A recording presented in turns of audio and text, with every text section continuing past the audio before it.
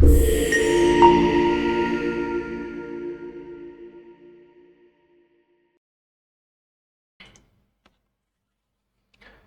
Students, അപ്പം September attempt ഒക്കെ കഴിഞ്ഞു.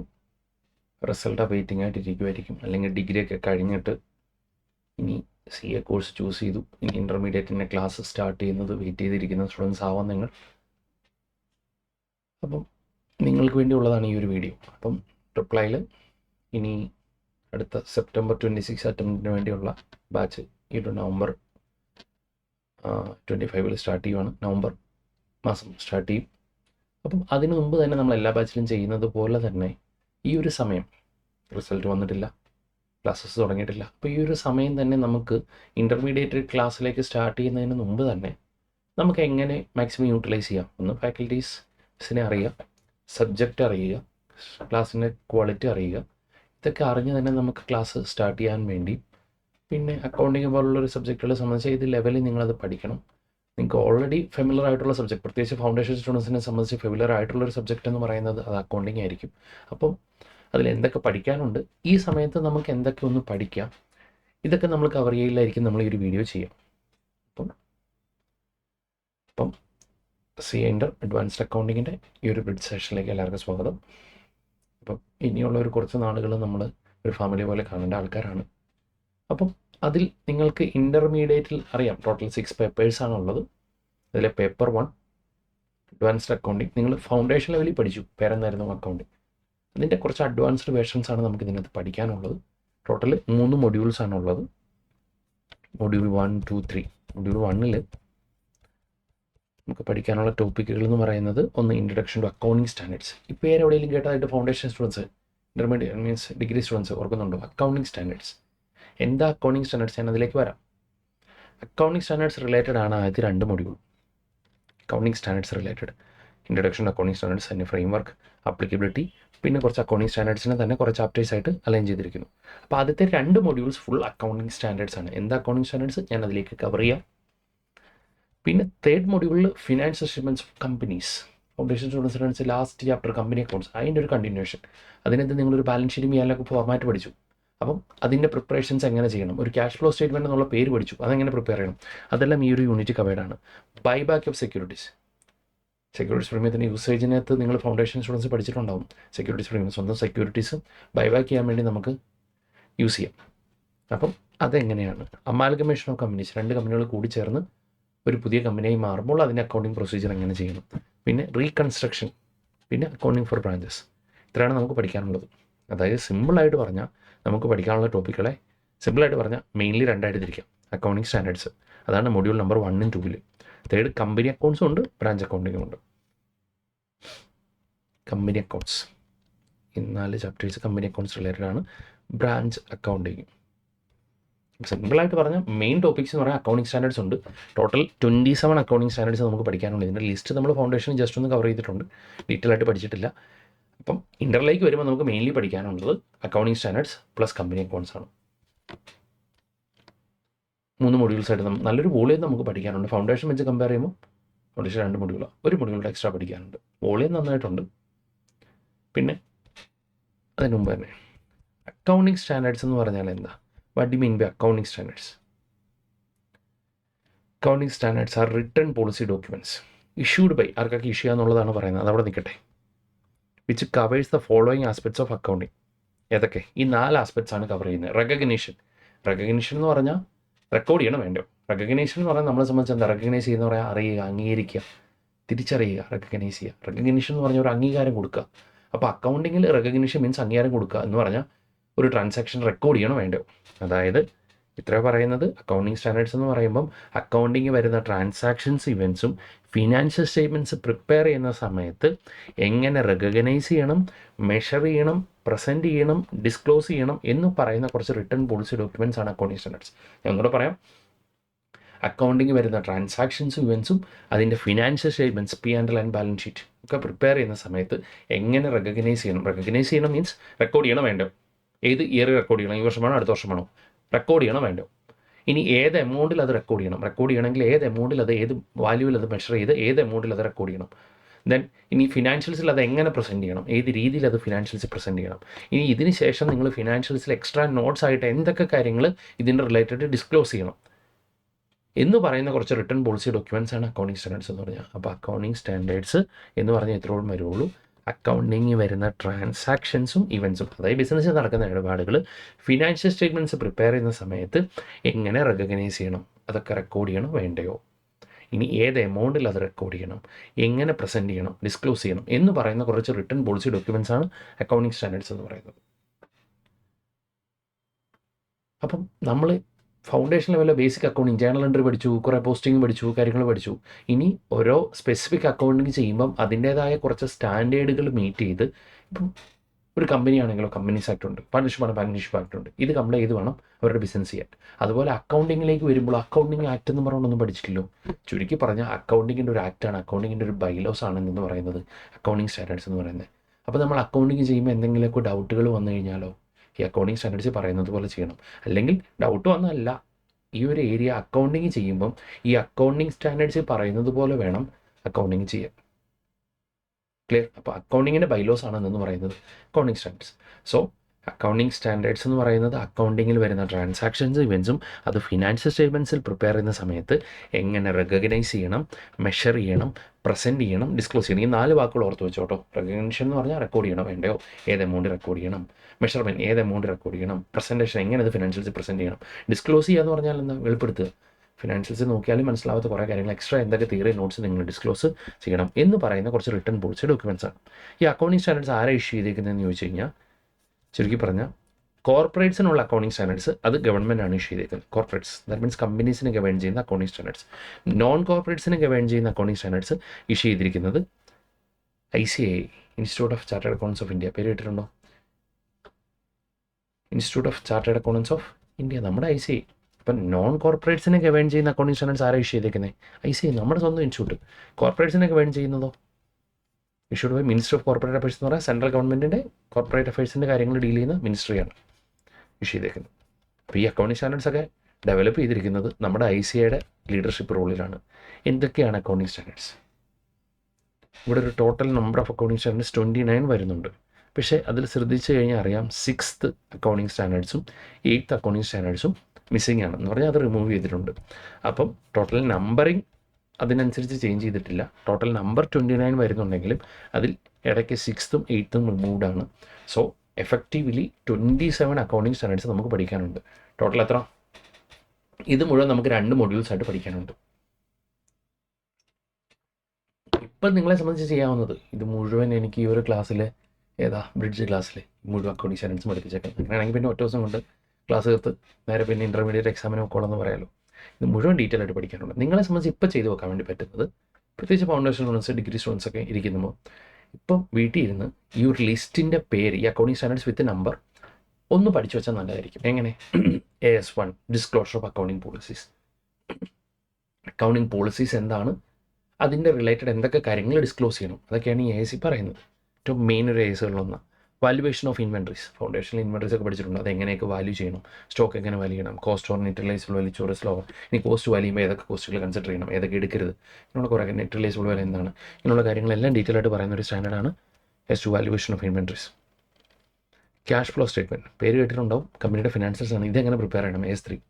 അടുത്തത് AS4 contingencies and events occurring after balance sheet date. Contingencies and events occurring after the balance sheet date. Balance sheet ഡേറ്റിന് ശേഷം എന്നാൽ financials means financials approve ചെയ്യുന്ന date വരെ. ഇപ്പം 31 മാർച്ചിലെ ബാലൻസ് ഷീറ്റ് നമ്മൾ അന്ന് തന്നെ പ്രിപ്പയർ ചെയ്യുമോ? ഇല്ല. ചിലപ്പോൾ ഒരു ജൂലൈ ഒക്കെ നമ്മളായിരിക്കും പ്രിപ്പയർ ചെയ്ത് അപ്രൂവ് ചെയ്യുന്നത്. അന്ന് വരെ നടക്കുന്ന കണ്ടിജൻസീസ് ഇവൻസും എങ്ങനെ ഫിനാൻഷ്യൽസ് ഡീൽ ചെയ്യാം അത് പറയുന്ന ഒരു സ്റ്റാൻഡേർഡാണ് contingencies and events occurring after balance sheet. ഞാൻ സമ്മറി മാത്രമേ പറയുന്നുള്ളൂ. Net profit or loss for the period, prior period items and changes in accounting policies.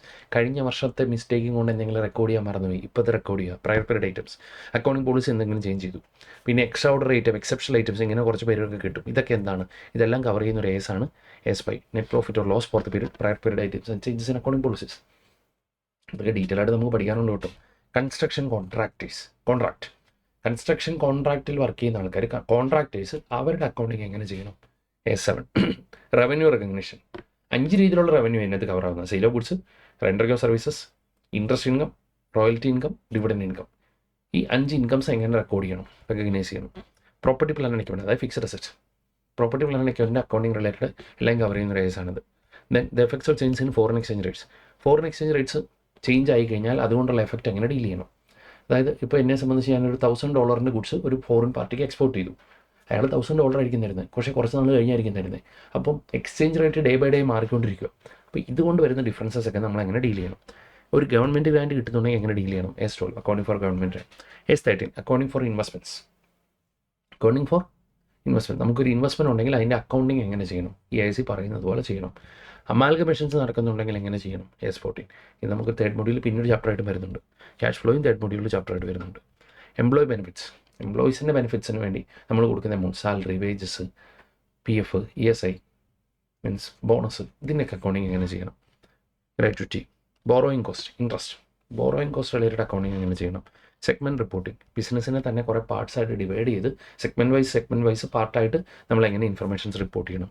Related പാർട്ടിയായിട്ട് എന്തെങ്കിലും ട്രാൻസാക്ഷൻ ഒക്കെ നടന്നിട്ടുണ്ടെങ്കിൽ അത് എന്തൊക്കെ കാര്യങ്ങൾ ഡിസ്ക്ലോസ് ചെയ്യണം. ലീസസ്, ഒരു ലോങ് ടൈം റെൻ്റ് അഗ്രിമെൻറ്റ് നമ്മൾ എന്തെങ്കിലും പ്രോപ്പർട്ടീസ് ഒക്കെ എടുത്തിട്ടുണ്ടെങ്കിൽ അതിൻ്റെ അക്കൗണ്ടിങ് എങ്ങനെ ചെയ്യണം. ഏണിങ്സ് പെർ ഷെയർ, അതായത് പ്രോഫിറ്റ്സ് പെർ ഷെയർ കാൽക്കുലേഷൻസ് എങ്ങനെ ചെയ്യണം. ഹോൾഡിംഗ് കമ്പനി സബ്സിഡറി കമ്പനിയുടെ ബാലൻസ് ഷീറ്റ്സൂടെ കൺസോളിഡേറ്റ് ചെയ്ത് എങ്ങനെ കൺസോളിഡേറ്റഡ് ഫിനാൻഷ്യൽ സ്റ്റേറ്റ്മെൻറ്റ്സ് പ്രിപ്പയർ ചെയ്യാം. 21 accounting for taxes on income, ടാക്സിൻ്റെ അക്കൗണ്ടിങ് സൈഡ് എങ്ങനെ ചെയ്യണം.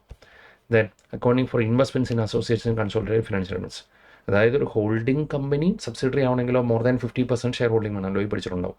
അപ്പോൾ എനിക്കൊരു കമ്പനിയുടെ 40%, എൻ്റെ കമ്പനിക്ക് മറ്റൊരു കമ്പനിയുടെ 40% ഷെയർ ഹോൾഡിംഗ് ഉണ്ട്. ഞാൻ ഇൻവെസ്റ്റർ കമ്പനി, അവർ അസോസിയേറ്റ് കമ്പനി ആയിരിക്കും. ആ അസോസിയേറ്റ് കമ്പനിയുടെ ഫിനാൻഷ്യൽസ് എങ്ങനെ ഇൻവെസ്റ്ററിൻ്റെ ബുക്കിലേക്ക് കൺസോളിഡേറ്റ് ചെയ്യണം. ഡിസ്കണ്ടിന്യൂയിങ് ഓപ്പറേഷൻ, ഏതെങ്കിലും ഓപ്പറേഷൻസ് ഞാൻ ഡിസ്കണ്ടിന്യൂ ചെയ്യാൻ വേണ്ടി പോകണമെങ്കിൽ അതിന് അക്കൗണ്ടിങ് എങ്ങനെ ചെയ്യണം. ഇൻട്രീം ഫിനാൻഷ്യൽ റിപ്പോർട്ട്, ഞാൻ യൂഷ്വലി ഇയർലി ആയിരിക്കും നമ്മൾ ഫിനാൻഷ്യൽസ് പ്രിപ്പയർ ചെയ്യുന്നത്. ഇപ്പോൾ ക്വാർട്ടർലി നമ്മൾ ഫിനാൻഷ്യൽസ് പ്രിപ്പയർ ചെയ്യുക, 6 months കൂടുമ്പോൾ ഫിനാൻഷ്യൽസ് പ്രിപ്പയർ ചെയ്യുക. അപ്പോൾ എങ്ങനെ ചെയ്യണം, എന്തൊക്കെ കാര്യങ്ങൾ നോക്കണം. ഒരു ഇൻടാഞ്ചിബിൾ അസറ്റ്സിൻ്റെ അക്കൗണ്ടിങ് എന്തൊക്കെ കാര്യങ്ങൾ ശ്രദ്ധിക്കണം. S26 financial reporting of interest in joint ventures എങ്ങനെ ചെയ്യണം. 27 impairment of assets, joint venture ഉണ്ടെങ്കിൽ അതിൻ്റെ അക്കൗണ്ടിങ്. ഇമ്പയർമെൻറ്റ് അസറ്റ്സ് എന്ന് പറഞ്ഞാൽ ഡിപ്രീസിയേഷൻ അല്ലാതെ തന്നെ അസറ്റ്സിൻ്റെ വാല്യൂവിൽ ഒരു കുറവ് വരുന്നുണ്ടെങ്കിൽ അതൊക്കെ എങ്ങനെ ഡീൽ ചെയ്യണം, റെക്കോർഡ് ചെയ്യണം. പ്രൊവിഷൻസ്, കണ്ടിജൻ ലയബിലിറ്റീസ് ആൻഡ് കണ്ടിജൻ അസറ്റ്സ്, ഇങ്ങനെ ടോട്ടൽ നമ്പറിങ് 29 ഉണ്ടെങ്കിലും എഫക്റ്റീവ്ലി 27 അക്കൗണ്ടിങ് സ്റ്റാൻഡേർഡ്സ് നമുക്ക് പഠിക്കാനുണ്ട്.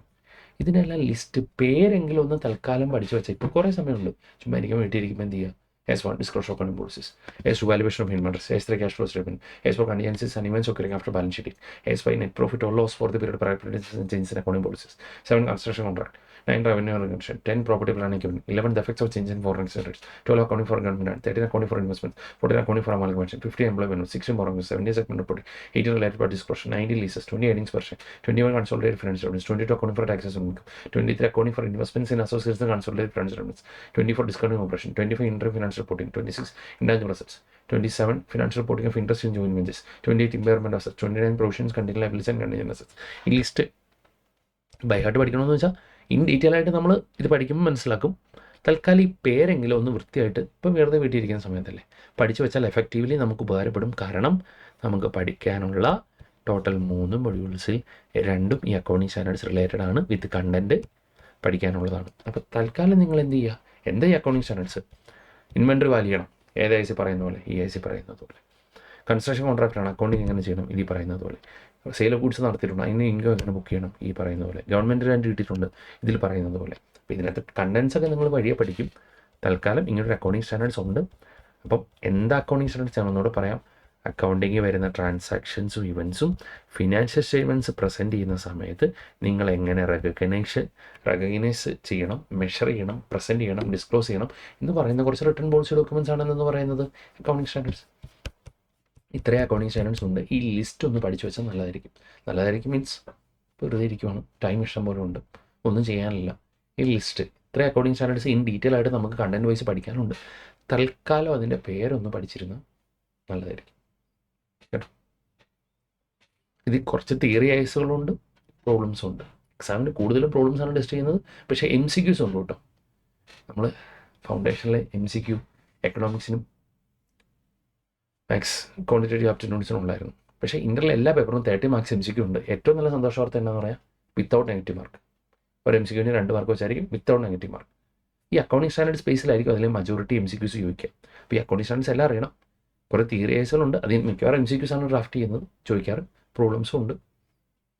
അപ്പം ഫൗണ്ടേഷനിൽ പഠിക്കാനുള്ള 95% പ്രോബ്ലംസ് തന്നെയായിരുന്നു. ഇൻ്ററിലേക്ക് വരുമ്പോൾ ഫുൾ 100% പ്രോബ്ലംസ് അല്ല, കുറച്ച് തിയറീസും ഉണ്ട്.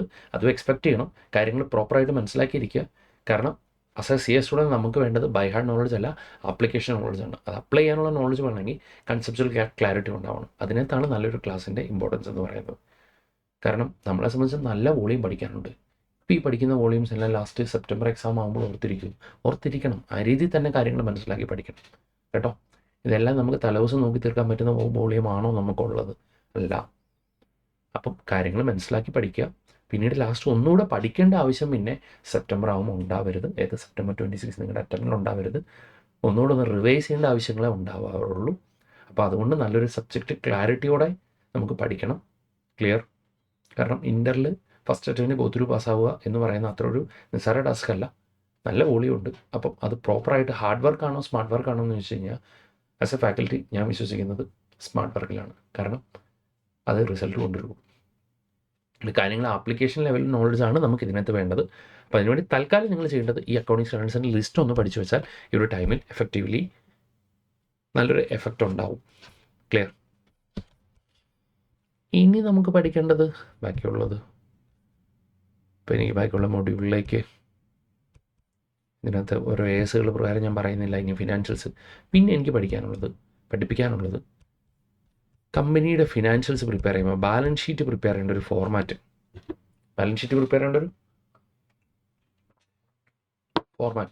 ഇത് ഫൗണ്ടേഷനിൽ നിങ്ങൾ പഠിച്ചിട്ടുണ്ടാവും. പക്ഷേ അതിന് ചെറിയൊരു പാർട്ട് മാത്രമേ പ്രിപ്പയർ ചെയ്യാൻ പഠിച്ചിട്ടുണ്ടാവുള്ളൂ. ഇൻ്ററിൽ നോർമലി ഒരു ട്രയൽ ബാലൻസ് വന്ന് കമ്പനിയുടെ ഫിനാൻഷ്യൽസ് പ്രിപ്പയർ ചെയ്യാനുള്ളത് കഴിഞ്ഞ അറ്റംപ്റ്റിൽ ഒരു 40 മാർക്സിന് ചോദിച്ചു. എല്ലാ അറ്റംപ്റ്റിൽ അല്ലെങ്കിൽ കൂടി ഇടയ്ക്കിടയ്ക്ക് ഒരു 40 മാർക്സിന് ക്വസ്റ്റ്യൻ വരുന്നതാണ്. കമ്പനിയുടെ ഒരു ട്രയൽ ബാലൻസിൻ്റെ ബേസിൽ വിത്ത് അഡ്ജസ്റ്റ്മെൻറ്റ്സ് കമ്പനിയുടെ പിയാനിലും ബാലൻസ് ഷീറ്റും പ്രിപ്പയർ ആവുന്ന പ്രോബ്ലംസ് വരാറുണ്ട്. അപ്പോൾ അതിനുവേണ്ടി ഈ ഒരു ഫോർമാറ്റ് ഒന്ന് ബൈ ഹാർട്ട് ചെയ്തിരുന്നത് നല്ലതായിരിക്കും. ബൈ ഹാർട്ട് ചെയ്തിരിക്കണം. ക്ലിയർ? കാരണം ഫോർമാറ്റ് തപ്പിൽ നമുക്ക് ഉണ്ടാവരുത്. Part 1 balance sheet. അപ്പോൾ എന്നോർത്തുകൊണ്ട് ഇതെല്ലാം കാണാപ്പാടും പഠിക്കാനുള്ളതെന്നല്ല കേട്ടോ പറയുന്നത്. ബൈ ഹാർട്ട് പഠിച്ചിരിക്കേണ്ട കുറച്ച് സംഭവങ്ങളുണ്ട്. അത് മാത്രമാണ് ഞാനിപ്പോൾ പറയുന്നത്. ബാക്കി കൺസെപ്റ്റ് ക്ലിയറിറ്റിയോടെ നമുക്ക് ക്ലാസ്സിൽ പഠിക്കാം. Format part 1 balance sheet. Name of the company ടോപ്പിൽ എഴുതുക, ലെഫ്റ്റ് സൈഡിൽ. ബാലൻസ് ഷീറ്റ് അസറ്റ് റുപ്പീസിൻ ഇതിലേക്ക് റൗണ്ട് ഓഫ് ചെയ്തേക്കുന്നെങ്കിൽ അത്. പർട്ടിക്കുലേഴ്സ്, നോട്ട് നമ്പർ, പിന്നെ figures at the end of current reporting period and figures at the end of previous reporting period. ഈ വർഷത്തെ figures, അതിൻ്റെ കറസ്പോണ്ടിങ് പ്രീവിയസ് ഇയറിലെ figures. Heading equity and liabilities. Heading നമ്മൾ സാധാരണ balance sheet എങ്ങനെ prepare ചെയ്തുകൊണ്ടിരിക്കുന്നത്? Liabilities, amount, assets, amount. Foundation ലെവലിൽ നമ്മൾ കൂടുതലും ഇങ്ങനെ പഠിച്ചത്. അവസാനം കമ്പനിയുടെ നമ്മൾ പഠിച്ചിട്ടുണ്ട്. പക്ഷേ ഫൗണ്ടേഷനും കൂടുതലും പഠിച്ചുകൊണ്ടിരുന്ന ബാലൻസ് ഷീറ്റ് എങ്ങനെയായിരുന്നു? Liabilities, amount, assets, amount. ഈ ഫോർമാറ്റിന് പറയുന്ന പേരാണ് ഹൊറിസോണ്ടൽ ഫോർമാറ്റ്. ലയബിലിറ്റീസ് ഒരു സൈഡിൽ, അസറ്റ്സ് സൈഡിൽ. ഒരു T ഫോർമാറ്റ് അല്ലെങ്കിൽ ഹൊറിസോണ്ടൽ ഫോർമാറ്റ് എന്ന് പറയും. പക്ഷേ ഈ ബാലൻസ് ഷീറ്റ് ശ്രദ്ധിച്ചു, മേളിൽ ലയബിലിറ്റീസും താഴെ അസറ്റ്സും. ഇപ്പോൾ ഒരു വെർട്ടിക്കൽ ഫോർമാറ്റിൽ മേളിൽ ലയബിലിറ്റീസ്, താഴെ അസറ്റ്സ്. ഈ ഫോർമാറ്റിന് പറയുന്ന പേരാണ് വെർട്ടിക്കൽ ഫോർമാറ്റ്. അപ്പോൾ കമ്പനിയുടെ ബാലൻസ് ഷീറ്റ് ആണെങ്കിലോ ഈ പറയുന്നത് പോലെ തന്നെ പ്രിപ്പയർ ചെയ്യണം. ഇതെവിടെയാണ് പറഞ്ഞിരിക്കുന്നതെന്ന് വെച്ചാൽ companies act 2013 schedule number 3 part 1 balance ഷീറ്റിൻ്റെ ഫോർമാറ്റ് പറഞ്ഞിരിക്കുന്നത്. നമ്മൾ പറയാം കമ്പനീസ് ആക്ട് 2013 ഷെഡ്യൂൾ നമ്പർ 3 അതിലാണ് പാർട്ട് 1 ഈ ബാലൻസ് ഷീറ്റിൻ്റെ ഫോർമാറ്റ് പറഞ്ഞിരിക്കുന്നത്. ഈ ഫോർമാറ്റ് അതേപടി മെയിൻറ്റെയിൻ ചെയ്ത് വേണം കമ്പനിയുടെ ബാലൻസ് ഷീറ്റ് വരയ്ക്കാൻ. അപ്പോൾ കമ്പനിയാണ് ബാലൻസ് ഷീറ്റ് ഇങ്ങനെ വരച്ചാലോ ഒരു വെട്ട് 0 മാർക്കായിരിക്കും. കമ്പനിയാണെങ്കിൽ ബാലൻസ് ഷീറ്റ് പ്രോപ്പർ ഫോർമാറ്റ് വേണം വരയ്ക്കാൻ. ഫോർമാറ്റ് എങ്ങനെയാണ്? Heading equity and liabilities, share holders fund, share capital, reserves and surplus, money received against share warrants. കമ്പനിയുടെ ക്യാപിറ്റൽ ഇടുന്ന പേരാണ് ഷെയർ ക്യാപിറ്റൽ. കമ്പനിയുടെ പ്രോഫിറ്റ് നമ്മൾ സാധാരണ പിയാനിൽ വരുന്ന നെറ്റ് പ്രോഫിറ്റ് ക്യാപിറ്റലിലൂടെ ആഡ് ചെയ്യും. പക്ഷേ കമ്പനിയാണെങ്കിൽ അങ്ങനെ ക്യാപിറ്റലിലൂടെ ആഡ് ചെയ്യില്ല. പകരം അതെല്ലാം റിസർവ്സ് ആൻഡ് സർപ്ലസിന് അണ്ടറിൽ റീറ്റെയിൻ ചെയ്യും. പിന്നെ money received against share warrants. ഇത് ലോയി നിങ്ങൾ പഠിക്കും. ഇനി അക്കൗണ്ട്സ് നമുക്ക് ഡീറ്റെയിൽ ആയിട്ട് പഠിക്കാം. Share application money pending allotment. Application കിട്ടി ഫൗണ്ടേഷൻ ലോൺസിനോട് ഞാൻ പറയുന്നത് ഇതുവരെ അലോട്ട്മെൻറ്റ് നടത്തിയിട്ടില്ലെങ്കിലോ അത് share application money pending allotment. Application കിട്ടി, അത് അലോട്ട്മെൻറ്റ് നടത്തുന്ന സമയത്താണ് ആപ്ലിക്കേഷൻ ക്യാപിറ്റലിലേക്ക് ട്രാൻസ്ഫർ ചെയ്യുന്നത്. Last chapter foundation. ഇനി ആപ്ലിക്കേഷൻ മേടിച്ചു, ഇതുവരെ അലോട്ട്മെൻറ്റ് നടത്തിയിട്ടില്ലെങ്കിൽ ഇവിടെ കാണിക്കണം. ഇനി നോൺ കറണ്ട് ലയബിലിറ്റീസിന് രണ്ടായിട്ട് തിരിക്കുന്നത്. നോൺ കറണ്ട് ഇങ്ങനെ വേണം പറയാം. ഇക്വിറ്റിന് രണ്ടായിട്ട് തിരിക്കുന്നു. Share holders fund and share application money pending allotment. ഇത് അലോട്ട്മെൻറ്റ് കഴിഞ്ഞാൽ അത് ക്യാപിറ്റൽ അണ്ടറിൽ വരും. Non current liabilities, current liabilities. Non current ലയബിലിറ്റീസിന് താഴെ ലോങ് ടൈം ബോറോയിങ്സ്, അതെന്താ പറയാം deferred tax liabilities, other long time liabilities, long time provisions. Current liabilities, short time borrowings, trade payables തന്നെ total outstanding dues of micro enterprises and small enterprises, total outstanding dues of creditors other than micro enterprises and small enterprises, other current liabilities, short time provisions total. അപ്പോൾ ഇതെങ്ങനെ പഠിക്കും? ഇത്രയും വലിയ format ഇങ്ങനെ പഠിച്ചാൽ മതി. Break it. ഇത്രയും വലിയ ഫോർമാറ്റ് എങ്ങനെ ഒറ്റയടിക്ക് ബൈ ഹാർട്ട് ചെയ്യും? ആ എസിന് 27 നമ്പറും എങ്ങനെ ഒറ്റയടിക്ക് ബൈ ഹാർട്ട് ചെയ്തു? അത് ബ്രേക്ക് ചെയ്യുക. ആദ്യത്തെ 5 പഠിക്കുക, പിന്നെ അത് 10 ആക്കുക, പിന്നെ ഉള്ളത് പഠിക്കുക, പിന്നെ അത് 15 ആക്കുക. ക്യുമുലേറ്റീവ്ലി പഠിച്ച് പ്രാക്ടീസ് ചെയ്തുകൊണ്ട് നമുക്ക് ആ ഒരു എസിൻ്റെ നെയിമെങ്കിലും നമുക്ക് നമ്പർ വിത്ത് നമ്പറിങ് ഓർത്തിരിക്കാൻ വേണ്ടി പറ്റുള്ളൂ. അതുപോലെ ബാലൻസ് ഷീറ്റ് ഇത്രയും വലിയ ഫോർമാറ്റ് എങ്ങനെ ഓർത്തിരിക്കും? ഇത്ര ഓർത്താൽ മതി. Equity and liabilities, heading equity and liabilities. അതിൽ ഇക്വിറ്റീസ് എന്ന് പറയുമ്പോൾ ഷെയർ ഹോൾഡേഴ്സ് ഫണ്ടും വരും, ഷെയർ ആപ്ലിക്കേഷൻ വേണ്ടി പെൻഡിങ് അലോട്ട്മെൻറ്റും വരും. ഷെയർ ഹോൾഡേഴ്സ് ഫണ്ടിന് താഴെ 3 heading: share capital, reserve surplus, money received and share warrants. Non current ലയബിലിറ്റീസിന് താഴെ long time borrowings, deferred tax liabilities, other long time liabilities, long time provision. Current liabilities compare ചെയ്ത് പഠിക്കാം. ഇവിടെ long time liabilities ആണെങ്കിൽ short time ഇവിടെ long time borrowings ആണെങ്കിൽ ഇവിടെ short time borrowings. Deferred tax ലയബിലിറ്റീസിന് പകരം ഇതൊക്കെ എന്താണെന്നുള്ളത് പഠിക്കാം. ട്രേഡ് പേയബിൾസ് എന്ന് പറഞ്ഞാൽ creditors. Then other long time liabilities, other current liabilities വ്യത്യാസമുണ്ട്. അതർ ഷോർട്ട് ടൈം അല്ല, അതർ കറണ്ട് ലയബിലിറ്റീസ്. ഇവിടെ long time provisions, short time provisions. അപ്പോൾ ഇത് കമ്പയർ ചെയ്യാമല്ലോ. Long time borrowings, short time borrowings. Deferred tax ലയബിലിറ്റീസിന് പകരം വേറെ പേരാ ട്രേഡ് പേയബിൾസ്. ഈ ഡെഫേർഡ് ടാക്സ് ലയബിലിറ്റി എന്താണെന്നൊക്കെ AS-22 accounting for taxes on ഇൻകത്തിൽ നിങ്ങൾ പഠിക്കും. അതർ ലോങ് ടൈം ലയബിലിറ്റീസ് ഇതിനോ ഹെഡിലും കാണിക്കാതെ പറ്റാത്ത ലയബിലിറ്റി ഉണ്ടെങ്കിൽ ഇവിടെ അതിന് പകരം അതർ ഷോർട്ട് ടൈം അല്ല, അതർ കറണ്ട് ലയബിലിറ്റീസ്. ഈ പേര് അതേപടി തന്നെ യൂസ് ചെയ്യണം. ഈ ഓർഡറും അതേപടി തന്നെ ഉണ്ടാവണം. Long time provisions, short time provisions. ഈ ട്രേഡ് പേയബിൾസിന് താഴെ തന്നെ total outstanding dues of small and micro enterprises, then total outstanding dues of creditors other than small and micro enterprises and small enterprises. അത്രയും ഡീറ്റെയിൽ ഇല്ലെങ്കിൽ കൂടി ഈ ഒരു format എങ്ങനെ സിമ്പിളാണ്. Equity and liability, share holders on share capital, reserve surplus, money received and share one, share application money pending allotment, non current liabilities, long time borrowings, deferred tax liabilities, other long time liabilities, long time provisions, current liability, short time borrowings, trade papers, other current liabilities, short time provisions total. എന്നെ സംബന്ധിച്ച് ഭയങ്കര സിമ്പിളായിരിക്കും. കാരണം വർഷങ്ങൾ practice ഉള്ളതുകൊണ്ടാണ്. വർഷങ്ങൾ practice അല്ലെങ്കിൽ ദിവസങ്ങളുടെ practice കൊണ്ട് ഈ ഫോർമാറ്റ് അതേപടി ഒന്ന് പഠിച്ചിരുന്നത് നല്ലതായിരിക്കും. സാധാരണ ക്യാപിറ്റൽ നമ്മളിവിടെ കാണിക്കും. ഇവിടെ കമ്പനിയുടെ ബുക്കിൽ ഷെയർ ക്യാപിറ്റൽ, പ്രോഫിറ്റ്സോ അത് ക്യാപിറ്റലും കൂടെ ആഡ് ചെയ്യരുത്, പകരം റിസർവ് സർപ്ലസ്. പിന്നെ ബാങ്കിൽ നിന്ന് ലോൺ എടുത്തിട്ടുണ്ട് 5 വർഷത്തിന് 10 വർഷത്തിന്, ലോങ് ടൈം ബോറോയിങ്സ്. ഡെബിഞ്ചർ ഇഷ്യൂ ചെയ്ത് പൈസ മേടിച്ചിട്ടുണ്ട്, long time borrowings. Deferred tax ഞാൻ പറയാം, അത് AS-22 പറയാൻ പറ്റുള്ളൂ. വേറെ ഏതെങ്കിലും long time provision four warranty, provision for compensation, പക്ഷേ 5 വർഷം കഴിഞ്ഞ് എടുത്താൽ മതി.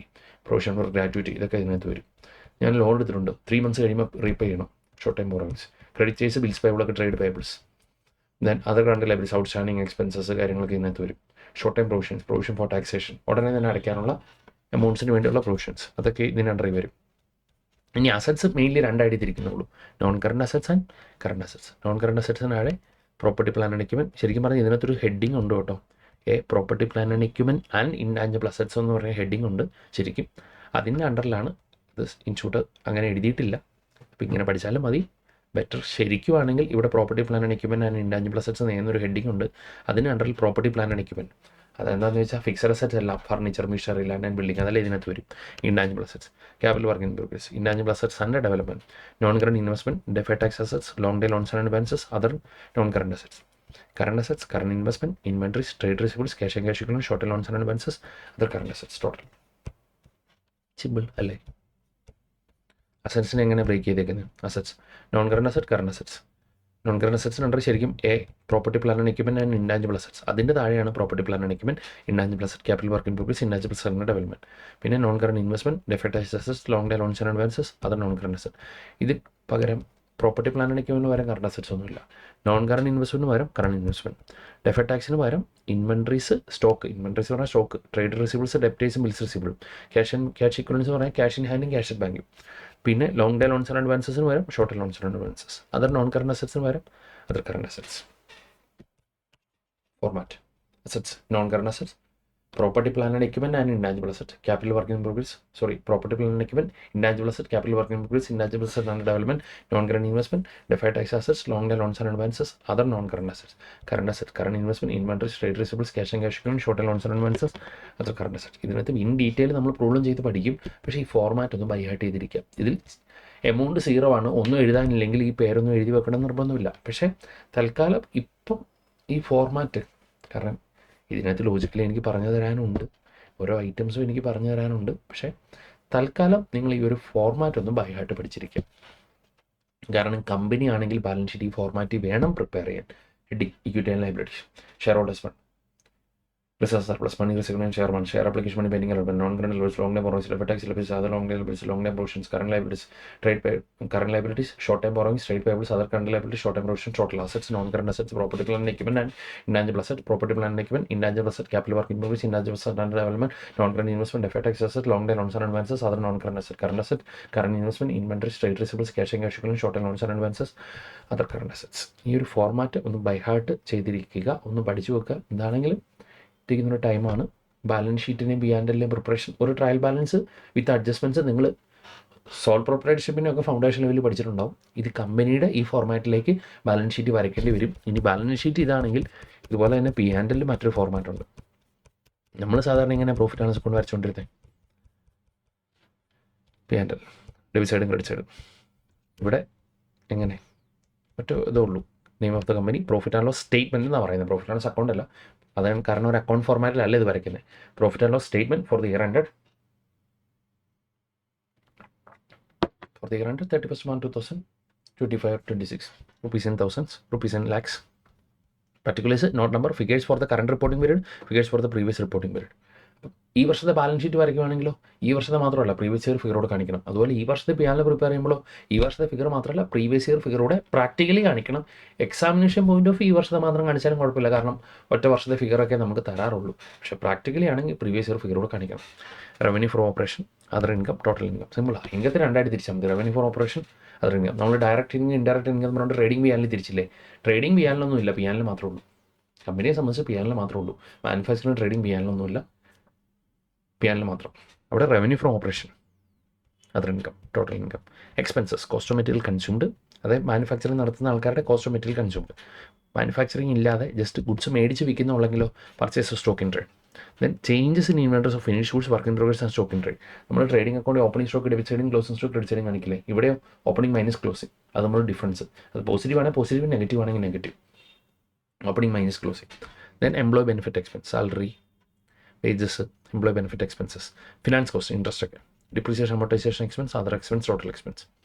അപ്പോൾ revenue from operation, other income, total income, expenses, cost of material consumed, purchase stock in trade, changes in inventories of finish goods, work in progress and stock in trade, employee benefit expense, finance cost, depreciation, amortisation expense, other expense, total expense.